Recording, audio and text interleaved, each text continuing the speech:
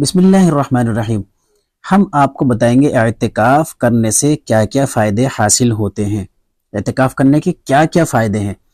Number 1، اعتکاف کرنے سے شب قدر کی تلاش اور اس شب قدر کو پا لینا آسان ہو جاتا ہے۔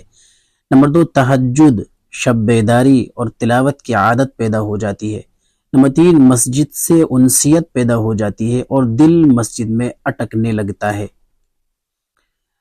نمبر 4، ذکر اللہ کی توفیق نصیب ہوتی ہے۔ نمبر 5، خلوت میں ندامت اور آنسو بہانے کا موقع ملتا ہے۔ فضول گوئی، نفسانی خواہشات اور گناہوں سے محفوظ رہتا ہے۔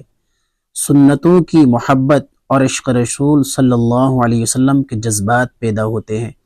زندگی کو شریعت کے سانچے میں ڈھالنے کا ولولہ پیدا ہوتا ہے۔ تو یہ اعتکاف کے کچھ بنیادی فائدے ہیں جو ہم سب کو حاصل کرنا بہت ضروری ہو جاتا ہے۔